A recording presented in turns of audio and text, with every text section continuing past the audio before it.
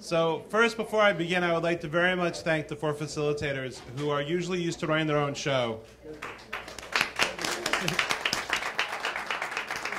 And as I said to one of them, I realized that many of them have a fear of not speaking out loud. So if I could ask them to, as I asked them before, to talk about some of the things that resonated with them that they heard from their group, and we'll start with Dr. Povitch. You can start for us. You have the microphone right there on the floor next to you. Oh, okay. Should I stand? Yeah, you can stand. Please stand. Okay.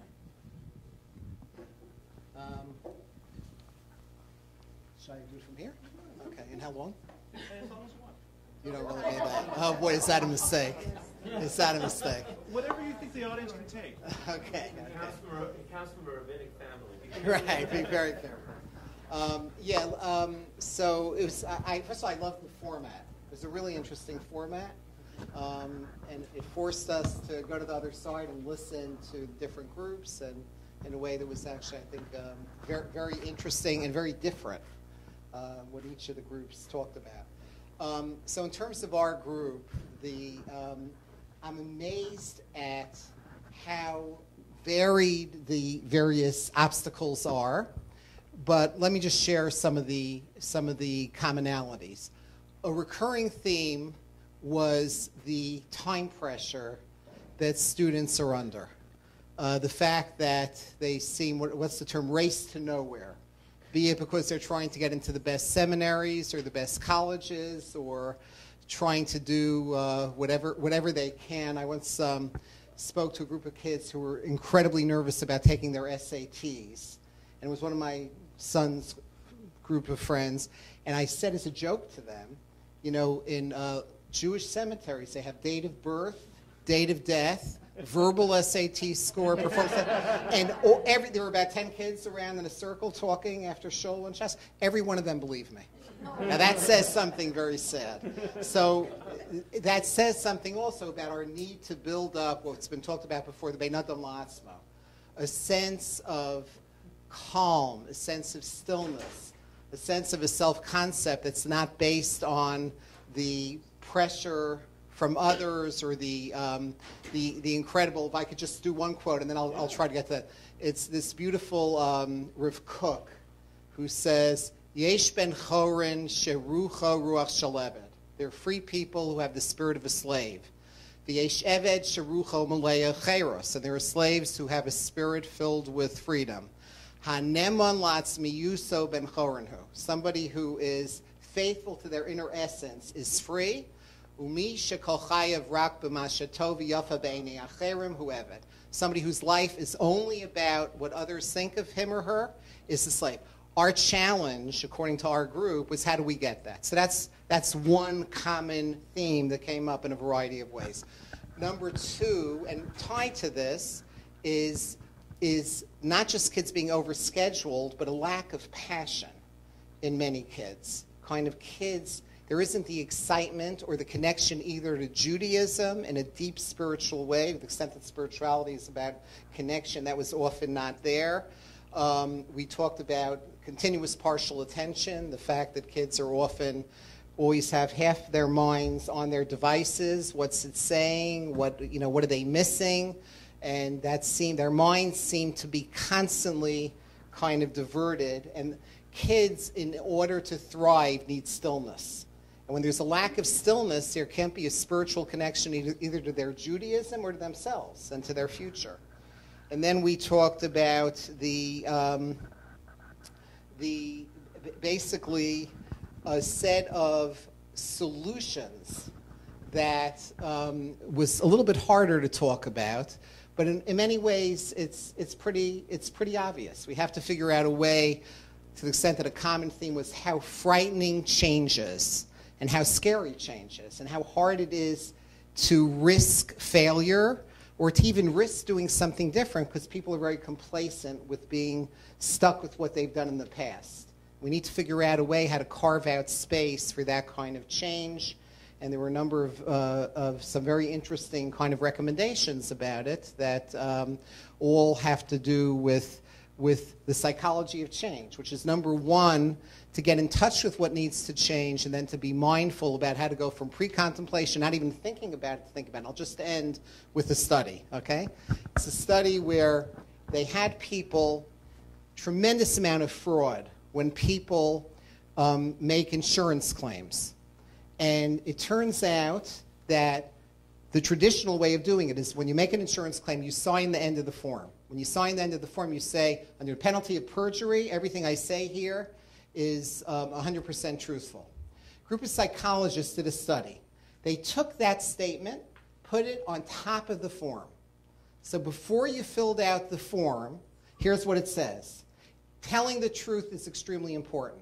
We lose billions of dollars a year to false claims. You have to tell the truth, otherwise you're facing a possible prison term. Please, as you answer these questions, make sure to tell the truth. Just putting that front and center, honesty levels skyrocketed, and false claims went down to much, much lower forms. I think that's what we've been talking about. I've been talking about going from pre-contemplation to contemplation, becoming aware of all the challenges, and I think as the theme is, when you go from threat to challenge, real change could take place. Thank you. You made us good.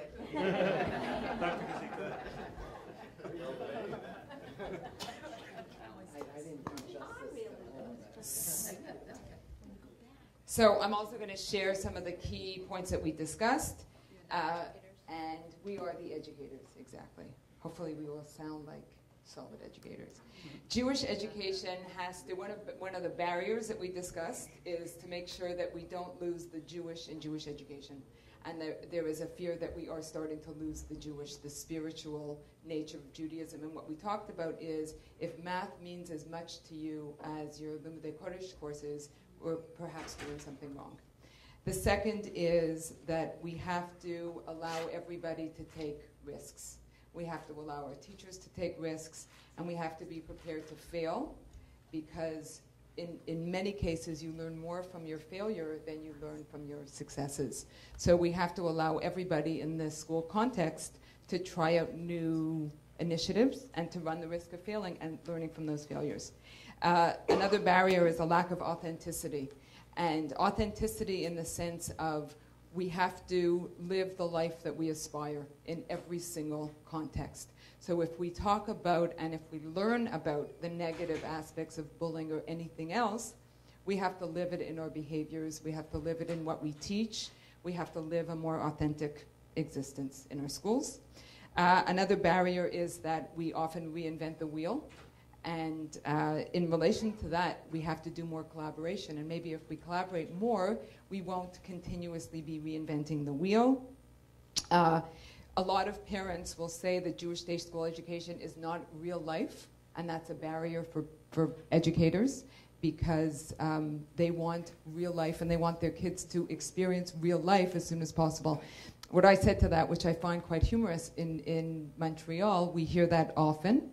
And parents will say, I want my child to get a real life experience, so I'm going to take them out of Jewish day school and put them in the most expensive non-Jewish day school in Montreal, because that's real life. So, we challenge. And then, we go to our Jewish General Hospital and we see religious, non-religious doctors who are functioning beautifully as products of our education.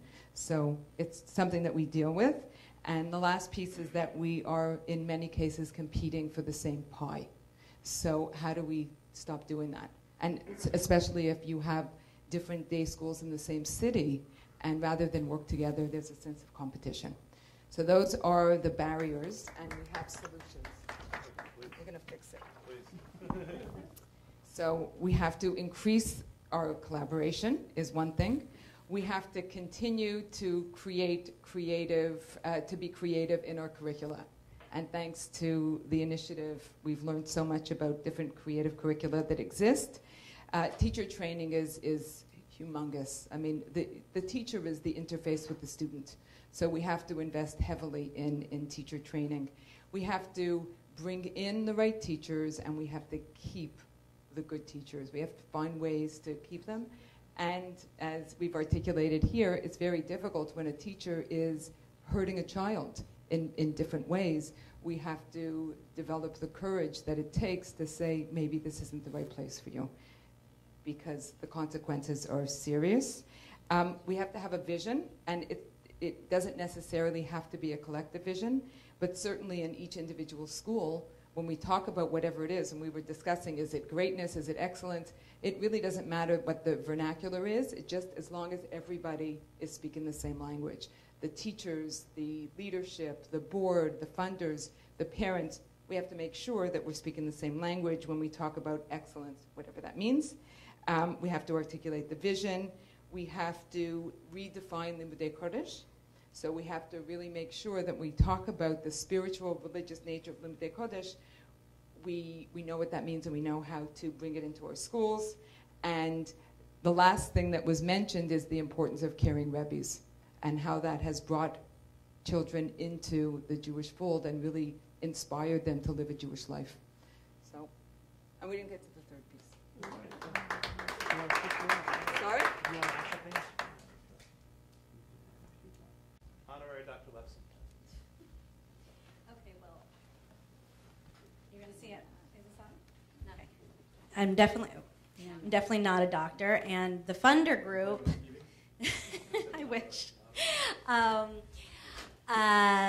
The funder group did not have such a specific and long list of barriers and then solutions. But we had some very interesting conversations, and what struck me about some of our conversations and hearing from some of the other groups is that when members of our group spoke with some of the members of the other group, we heard things that were very student-centered in terms of, I'm going to look at this, in terms of the barriers and challenges, like the race to nowhere, or that that students graduated without feeling like they have a place in the Jewish world, or that there were challenges with each student's social and emotional experiences at the school. So those are things that we heard from other groups. Our group really focused on much more community level and more global issues, I would say. And I think, that's from our perspective, that we're not coming into contact except with potentially our children and children that we know in the community. That's not the perspective that we're coming from. And so the barriers that we talked about were generally the idea of excellence. How do you pervade that excellence? How do you create a culture of excellence so that the students and the parents within the communities are drawn to the school, which then, of course, creates a chain reaction of more students, more resources, and also a culture of excellence would bring more teachers into the more excellent teachers, people who are teachers who are inspired, who inspire their colleagues, who want to collaborate. And one of the things that came up in our conversation is that actually there might be a myth of having one solution, that there's not necessarily one solution, but that there are many factors that can contribute to this, and that it will vary community by community. We talked a lot about how each community has a different marketplace and a different community that they're trying to serve, and it's important for the school to work to figure out what are the needs of that community. Some of that could be just even making the case for Jewish day school, because there are so many students who are not even looking at the Jewish day school as an option. And then, a theme that we talked about a lot as a barrier was the same that's already come up, in that there's this sense of entrenchment or inertia, really fear of change, and that it really takes a very diverse set of stakeholders to be able to create a culture that embraces change and wants to create a culture of excellence that will draw all the members of the community.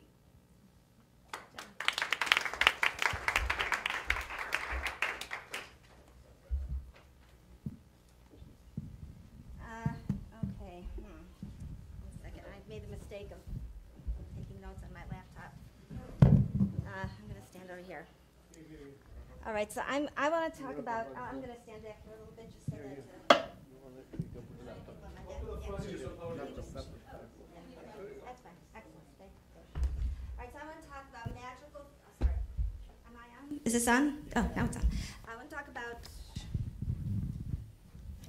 magical thinking and its victims, dogs, tails, and organisms, and failure. Those were some themes that just resonated. Those were themes that resonated with me from the things that I heard. So the first thing is magical thinking. We were in the group, I was in the group with the parents, and when they guessed about what educators would say were the barriers, they talked about how the expectations of what Jewish educators are going to do are so huge. And are they really realistic? And we expect them in 45 minutes, let's say if they're in high school or whatever, that in 45 minutes they're going to create educated, intelligent, committed, passionate, whatever Jews, that I'm giving my child to. They figured that educators would probably say, you just drop off your children with us, and then you expect us to do everything for you, and how could we possibly do that? And we just keep adding to what the schools are supposed to do. We're supposed to prepare them for the Ivy Leagues, teach them how to read Chumash, be a mensch. So their thought was that the educators might be just sort of tuning all the stuff that parents say out because the expectations are too excessive and unrealistic. And not only that, but everybody's expectations are different, and they were sort of pondering that. So that was sort of what they thought they were going to hear. I think they might have heard some of that, but I just noticed a lot of ownership of that issue in the parent group. Admittedly, a small, select, highly wonderful group of parents who really talked about, one of the comments that resonated to me was a parent, one of them who said, I want this innovation, I want experimentation, I want things that are new and different, and I also want to make sure my kid gets into an Ivy League school.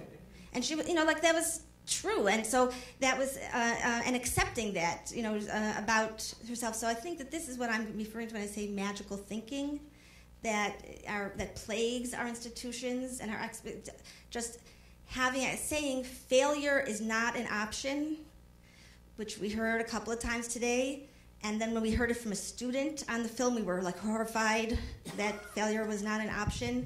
And we want failure to be an option, but we don't want our own children to be the korban for our experimental thoughts. And all of us, our parents, could really relate to that. So that was just sort of one tension that I wanted to bring out that really resonated to me and sort of came across a few things.